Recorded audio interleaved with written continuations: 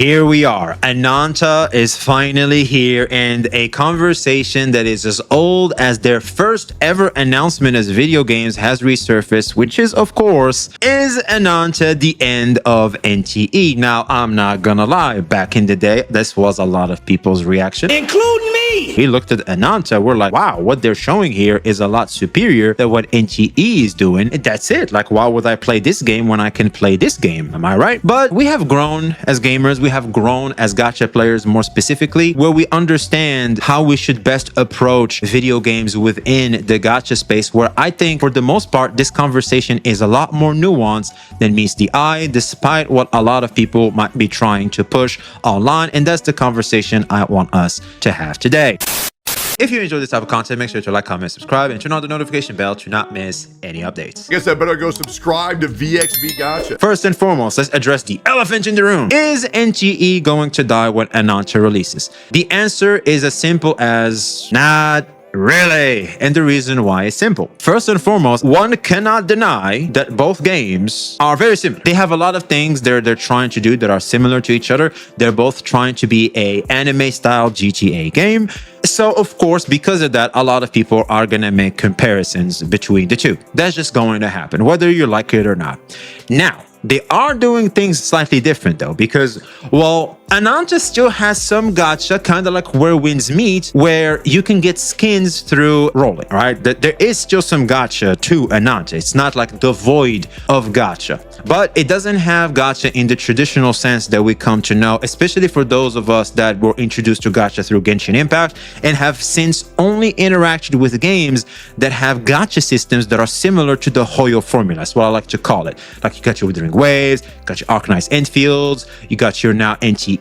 Like all of these are basically variations of the existing formula that Genshin Impact has basically started. Now, when it comes to NTE and ANANTA in terms of thematics, I think they also differ in certain things. NTE is a little, I think they're trying to be goofy, kind of like ANANTA too, but I think NTE is focusing more on horror more than ANANTA, where ANANTA I feel like is going to be more of a lifestyle street GTA, like more based on GTA, if anything. I feel like NTE is taking GTA elements whilst also taking elements from other existing popular gacha games and incorporating them all into what NTE is. But I feel like ANANTA is really focusing on just GTA, because whether you like it or not, ANANTA doesn't follow the Hoyo formula at all.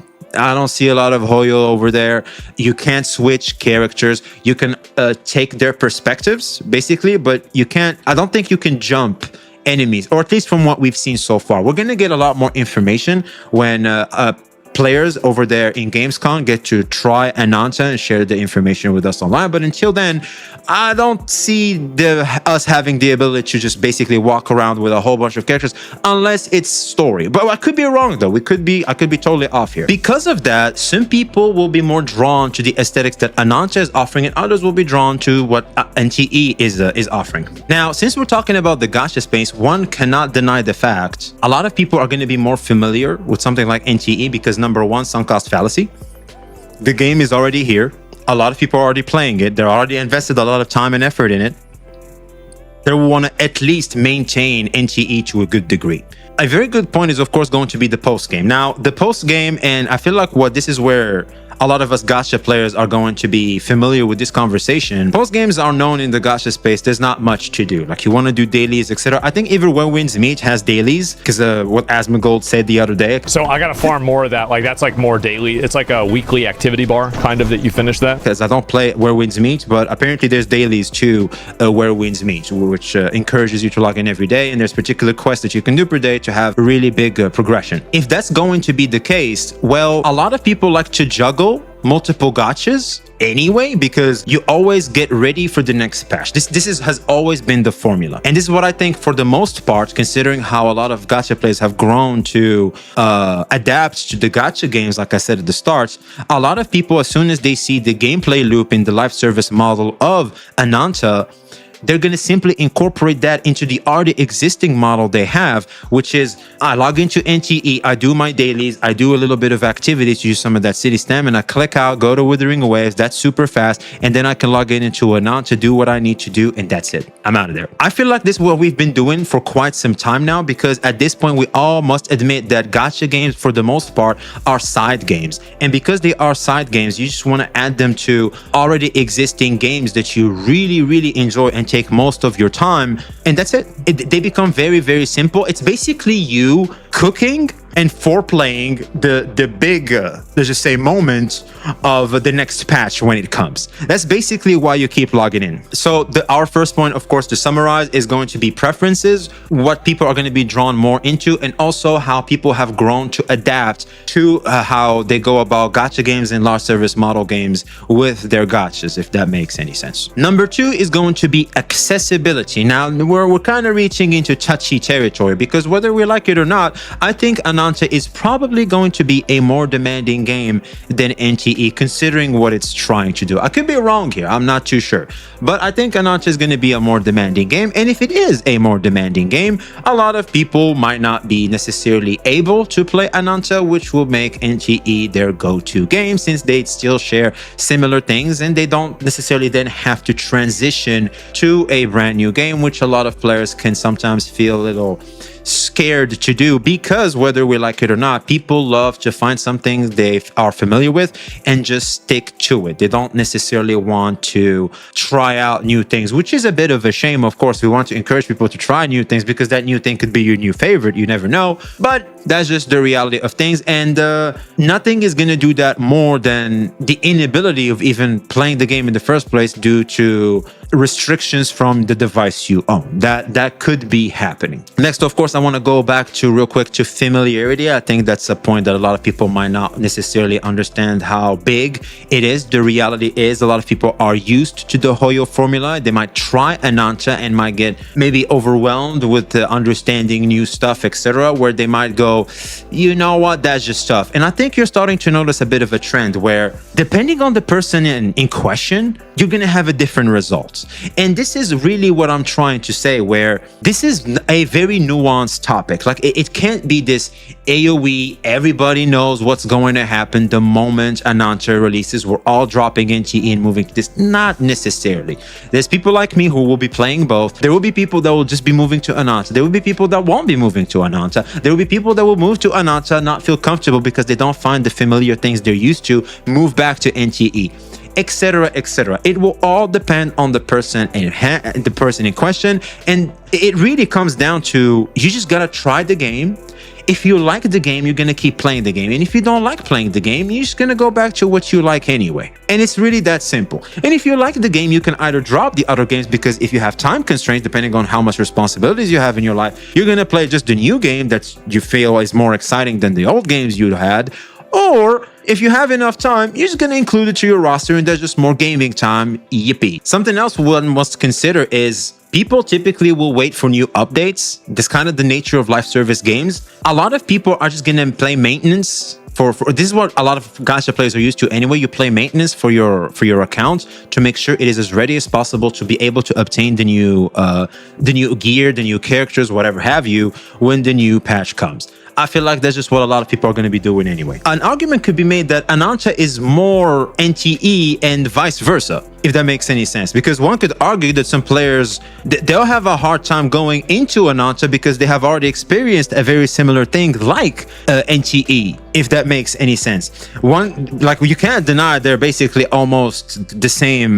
They're trying to do the same thing in terms of exploration and stuff like that. So for a lot of people, they're gonna go, oh, wait, didn't I? So it's like that game, but it's a little different. And for a lot of people, that can be deterring to them. They'll be like, I feel like I've done this before. Like, I don't know if I want to do this again. And for others, it's like, well, yay, that's more NTE.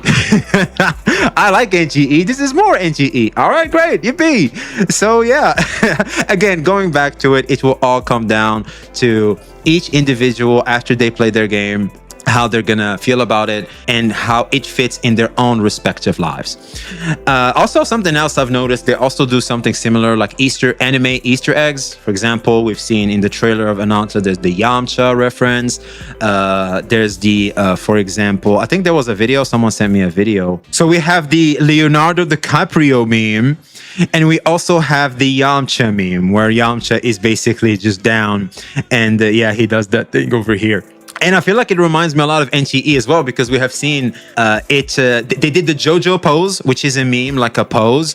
And they've also done the Itachi and Sasuke, like Itachi's death in Naruto. So yeah, they are, you know, even in the way they go about doing things for like the anime side of things, they're kind of similar there too. So I feel like for the most part, we're just getting, if you like NTE, Ananta is more NTE. And if you like Ananta, NTE is more Ananta. You know what I'm saying? So I feel like for me personally, for players like myself that enjoy these types of games, there's just more to us. That's just me though. Anyway, one final thing, someone in chat earlier brought it up, shouts out to you. Popularity and quality isn't always everything, because if you look at something like Genshin Impact and Wuthering Waves, despite Wuthering Waves having what is clearly a better quality product than Genshin Impact, it still didn't necessarily make people want to transition from Genshin Impact to Wuthering Waves. And another thing can be said, which is just because Genshin Impact is the more popular IP than Wuthering Waves, didn't necessarily make Wuthering Waves players want to play Genshin Impact. Just because Ananta might come out as like a more polished product or somewhat of a superior product for your classic gamer, doesn't necessarily mean that NTE players will want to make the jump. And just because we don't know who will be more popular, I think Ananta, considering the hype we're seeing right now, at least on release, is definitely going to be quite the boom in the gaming space. It might make it more popular than NTE for quite some time, but we'll see when things start to settle, especially when NTE reaches 2.0 and we get to see what Ananta is doing then. I guess that will be a good point to see just how popularity is when it comes to these two games. But again, going back to the example of Genshin and Wuwa, that doesn't necessarily mean that a lot of players will want to transition from one game to another just because of these particular elements. So once again, regardless, the more back and forth we see about the elements of what makes people want to transition from a game, the more you realize that for the most part, it comes down to each individual and how it fits them as a person and how it fits their lives. And yeah, never forget, please, that ultimately these games are here for you. They're here for your enjoyment, for your entertainment. You get to use them as you see fit, and how they best fit in your life, so that you get to have more amazing moments and more entertainment in your daily life. So yeah, to answer the question, no, NTE is not necessarily going to die because Ananta released, and no, Ananta isn't necessarily going to flop or something's going to happen because NTE already released. Both games are going to make their place in the market. NTE has proven that you can also make your place in the market regardless of an oversaturated market. We have the Hoyo games, Wuwa, AKE, NTE release. A lot of people thought it was just gonna die, it wasn't gonna do anything, but it still managed to find its place in the market, and Ananta as well is going to find its place in the market, no doubt in my mind. So yeah, all in all, just make sure you have fun with these games, and yeah, that's gonna be the message. I feel like we're eating good. Ananta is gonna be a great addition for the space. I feel like all in all, we're anime fans first before we are gacha fans. So yeah, let us know your thoughts in the comments below. Like, subscribe if you haven't already. Be seeing you.